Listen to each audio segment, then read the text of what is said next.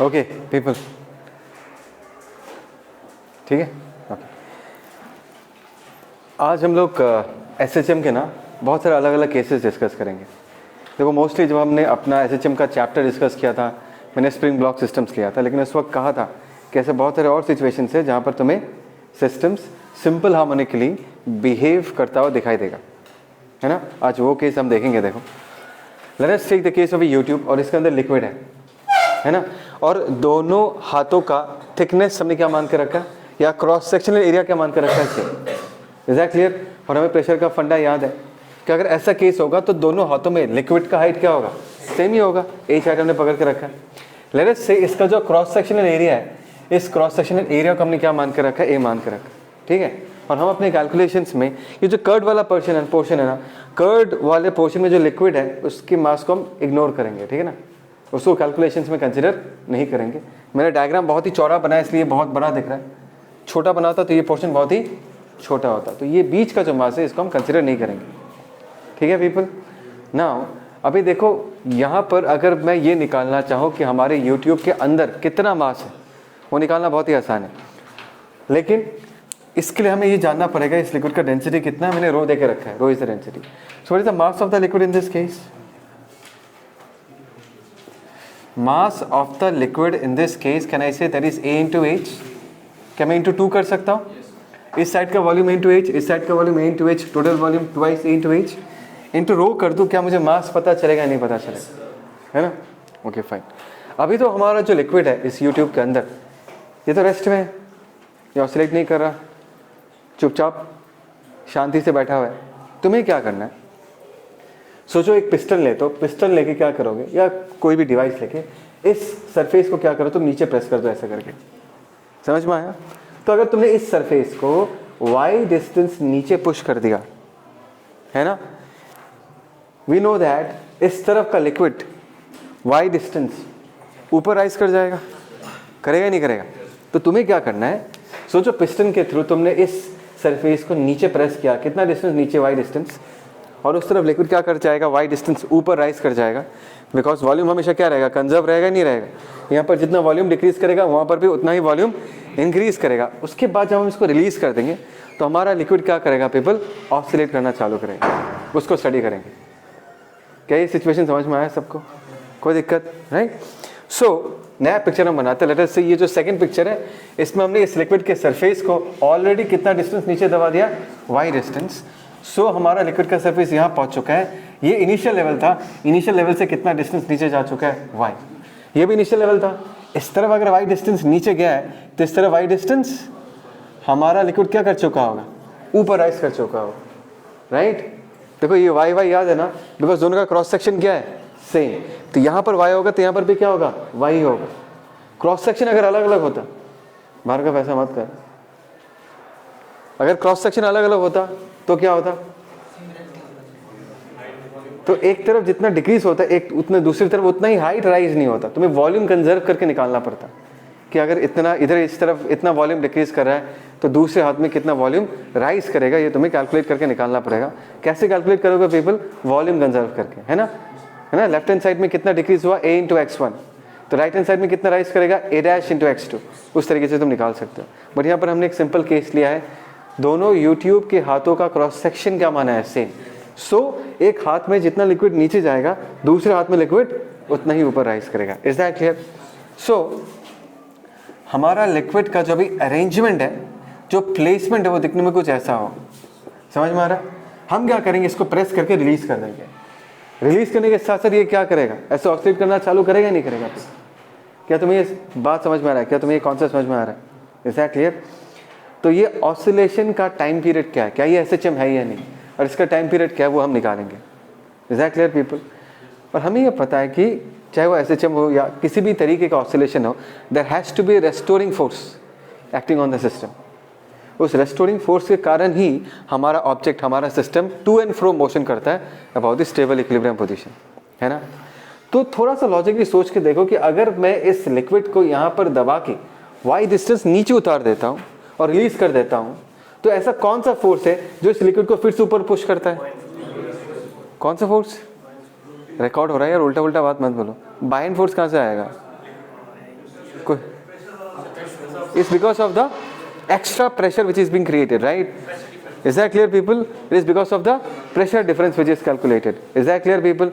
So in this case, अगर मैं इसको अपना रेफरेंस ले लूँ, सुनो मैं क्या बोल रहा हूँ, अगर ये वाला लेवल को अगर मैं पकड़ के एनालाइज करना चाहूँ तो इस लेवल के रिस्पेक्ट में इस तरफ का जो हाथ है, इस हाथ में क्या मैं कह सकता हूँ 2y length of liquid extra है as compare to this end. Come on people, याद है या नहीं है? देखो पीपल, यहाँ देखो, अगर मैं इस लेवल पे कंपेयर करूँ पीपल, ट्राई टू अंडरस्टैंड, तो इस लेवल पे जितना प्रेशर होगा, यहाँ पर देखो, यहाँ पर प्रेशर ज़्यादा होगा बिकॉज इसके ऊपर तुम्हारा 2y लिक्विड क्या है, एक्स्ट्रा बैठा हुआ है. तो इस लिक्विड का जो वेट है वो क्या कर रहा है, वही नीचे की तरफ पुश कर रहा है. क्या तुम्हें ये फील आ रहा है मैं क्या बोल रहा हूँ? ये जो 2y लेंथ ऑफ लिक्विड है जो कि बैठा हुआ है लेफ्ट वाले हाथ में, वही इस पूरे लिक्विड को क्या कर रहा है, नीचे की तरफ प्रेस कर रहा है. तो ये जो 2y लेंथ ऑफ लिक्विड का वेट होगा वही रेस्टोरिंग फोर्स का काम करेगा. समझ में आ रहा है? Is that clear? लेफ्ट वाले हाथ में y plus y 2y length of liquid बैठा हुआ है, उसका जो वेट होगा वही वेट तुम्हारे लिक्विड को प्रेस करके नीचे लेके जा रहा है. क्या तुम्हें समझ में आ रहा है मैं क्या बोल रहा हूँ? क्या तुम्हें ये समझ में आ रहा है कि यही वो वेट होगा जो रेस्टोरिंग फोर्स का काम करेगा? आइए ना. और ये जैसे जैसे ये लिक्विड नीचे उतरता जाएगा, ये जो एक्स्ट्रा वेट जिसके कारण ये सिस्टम नीचे जा रहा है वो भी डिक्रीज करता जाएगा. और जब ये लिक्विड उतर के यहाँ पहुँच जाएगा तो जब ये लिक्विड उतर के यहाँ आ जाएगा तो ये लिक्विड राइज करके यहाँ पहुँच जाएगा, वो होगा इक्विलिब्रियम पोजीशन, उसको हम बोलेंगे mean position. But by that time the liquid will gain some kinetic energy which will result into what, shooting up of the liquid from this level above. और यहाँ से हमारा जो लिक्विड वो क्या करेगा और नीचे जाएगा, है ना. और ये क्या करेगा, ऑसिलेट करता रहेगा, करता रहेगा, करता रहेगा. क्या तुम्हें समझ में आ रहा है मैं क्या बोल रहा हूँ? तो फिलहाल मैं बस इतना बोलना चाहता हूँ कि अगर हम इसको अपना लेवल मानेंगे तो y कितना हो जाएगा, 2y लेंथ का लिक्विड का जो वेट है वही रेस्टोरिंग फोर्स का काम कर रहा है. Is that clear? सो अगर हम यहाँ पर रेस्टोरिंग फोर्स निकालना चाहें तो 2y लेंथ का लिक्विड का वेट कितना होगा, सबसे पहले हम मास निकाल लेते हैं. So a into 2y, can I say this is the extra volume of liquid sitting above this dotted level, multiply पे रो कर दूंगा तो क्या आ जाएगा, मास मल्टीप्लाई पे हम क्या कर देंगे जी, यहाँ पर क्या मैं एक माइनस दे सकता हूँ, this is restoring in nature, because हमने धक्का तो इस तरफ दिया था लेकिन रेस्टोरिंग फोर्स ऐसा लग रहा है नहीं लग रहा. Is that clear people? अच्छा, नेक्स्ट स्टेप में क्या मैं फोर्स को मास इनटू एक्सेलरेशन लिख सकता हूँ. ये फोर्स किस पे लग रहा है, पूरे लिक्विड पे लग रहा है. Do you agree with me people? ये जो फोर्स लग रहा है किस पे लग रहा है, पूरे लिक्विड पे लग रहा है. तो जब हम मास इनटू एक्सेलरेशन लिखेंगे तो ये मास किसका होगा, ये पूरे लिक्विड का मास होगा. Do you understand this thing people? इस फोर्स के कारण ये जो एक्स्ट्रा फोर्स हमने लिखा है इसके लिए पूरा लिक्विड क्या कर रहा है, ऑसिलेट कर रहा है. तो मास भी हमें किसका लिखना पड़ेगा, पूरा लिक्विड का लिखना पड़ेगा. Am I clear people? है ना. सो यहाँ पर हम लोग क्या लिख सकते हैं, माइनस ट्वाइस ए वाई रो इंटू जी, है ना. मास की जगह हम लोग क्या लिख सकते हैं, मास ऑफ द लिक्विड मुझे पहले से पता था इसलिए हमने कैलकुलेट करके लिखा है. तो यहाँ पर हम क्या लिख सकते हैं, ट्वाइस एच रो इंटू ए, यहाँ पर माइनस ट्वाइस ए वाई रो इंटू जी. देखो रो क्या हो जाएगा, कैंसिल आउट, ए क्या हो जाएगा, कैंसिल आउट, टू क्या हो जाएगा, कैंसिल आउट, और कुछ कटेगा क्या, और तो कुछ नहीं कट रहा, राइट. तो तुम्हें एक टेक्निक सिखाया था ना हमने कि लेफ्ट हैंड साइड में हमेशा हमको किसको आइसोलेट करके रखना है, माइनस एक्स बाई ए बोला था, यहाँ पर एक्स नहीं है, यहाँ पर हमने कौन सा अल्फ़ाबेट लिया है, वाई लिया है. तो हम लेफ्ट हैंड साइड में किसको आइसोलेट करेंगे पीपल, माइनस वाई बाई ए को आइसोलेट करेंगे, ठीक है ना. सो नेक्स्ट स्टेप में माइनस वाई बाई ए अगर हम लेफ्ट में लेके आते हैं, मतलब माइनस वाई बाई ए इधर लेके आ जाते हैं, तो यहाँ पर क्या बचेगा, एच, और यहाँ पर क्या आ जाएगा, जी. तो क्या यहाँ पर मैं एच बाई जी लिख सकता हूँ. और मैंने क्या सिखाया था कि जो भी ये निकलेगा माइनस वाई बाई ए को लेफ्ट हैंड साइड में रखने के बाद राइट हैंड साइड में जो भी बचेगा उसको तुम्हें डायरेक्टली किसके अंदर डाल देना है, रूट ओवर के अंदर डालना है. मतलब ये जो टाइम पीरियड होगा T equal to 2 pi, root over के अंदर हमें ये डाल देना है, that is H by g. So this is the formula for time period of a liquid which is oscillating in a U tube. As simple as that. समझ में आया? अच्छा, और एक इंपॉर्टेंट बात तो बताना भूल गया. देखो हमको ये पिक्चर देख के सिर्फ ये समझ में आएगा कि ऑसिलेट करेगा. क्या तुम्हें याद है मैंने कहा था कि ऑसिलेशंस बहुत टाइप के हो सकते हैं. ऑसिलेशंस होने के लिए सिस्टम पे जो फोर्स लगता है it has to be of the form F equal to minus के X to the power N, where N is an odd number, है ना. अगर एन ऑड नंबर होगा तो ऐसा फोर्स अगर सिस्टम पे लगेगा तो हमारा सिस्टम जो है वो हमेशा क्या करेगा, ऑसिलेट ही करेगा. लेकिन इतने सारे केसेस में से सबसे सिंपलेस्ट केस वो होगा जब n का वैल्यू क्या होगा 1। इन दैट केस हमारा फोर्स का वैल्यू क्या होगा F इक्वल टू माइनस के एक्स, या हम कह सकते हैं कि F proportional to minus x. ऐसा फोर्स अगर लगेगा it will lead to an SHM, simple harmonic motion. तो यहाँ पर देखो हमारा जो फोर्स है F, is it not proportional to minus y? Come on people. तो ये कौन से इक्वेशन को सेटिस्फाई कर रहा है? SHM की इक्वेशन को सेटिस्फाई कर रहा है। तो इस रिलेशन को देख के हम बता सकते हैं कि ऐसा force to and fro motion तो करवाएगा, लेकिन वो टू एंड फ्रो मोशन क्या होगा? SHM ही होगा, बिकॉज यहाँ पर force proportional to minus y, ये वाला एक्सप्रेशन निकल के आ रहा है। So it will be an SHM। Do you understand this thing people? सबको आया समझ में? कोई दिक्कत? पॉज कर, चलो लिखो, ठीक है पेपर। नेक्स्ट केस, हाँ नेक्स्ट केस का सेटअप ऐसा है कि अर्थ है और इसके डायमीटर के अलॉन्ग हमने एक टनल खोद के रखा है ऐसे करके। अब प्रैक्टिकली पॉसिबल नहीं है, नीचे नीचे, ठीक है मेरे लिए चल रहा है क्या? कैमरा चल रहा है? अच्छा इधर सुनो पीपल, यहाँ पर देखो पीपल, ये जो हमने टनल खोदा है किसका अलॉन्ग खोदा है people? It is made along the diameter of the earth, ठीक है ना। ये हमारा सेंटर है एंड लेट अस से अर्थ का रेडियस इन दिस केस हमने मान के रखा है, लेट अस से अर्थ का रेडियस r मान के रखा है। क्या मैं ये मान सकता हूँ अर्थ का रेडियस r? अर्थ का radius r, is that clear? अभी हम करेंगे क्या, अर्थ के सेंटर से y डिस्टेंस पे, कितने डिस्टेंस पे जनता? y डिस्टेंस पे एक m मास के पार्टिकल को हम रिलीज करेंगे, इज दैट क्लियर? अच्छा, यहाँ से अगर y डिस्टेंस पे है, so can I say that the particle is at a depth of d from the surface of earth? ये बोल सकते हैं। सेकेंड चीज ये याद रखना कि अर्थ के सरफेस पे ग्रेविटेशनल, जनता सुनो, ग्रेविटेशनल एक्सीलरेशन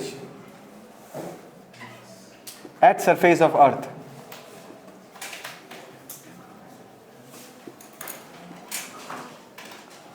हमने क्या मान के रखा है? जी। ये तो याद है ना कि जैसे जैसे हम नीचे जाएंगे तो जी का वैल्यू कांस्टेंट नहीं होगा, जी का वैल्यू क्या होगा? चेंज होता रहेगा। Is that clear?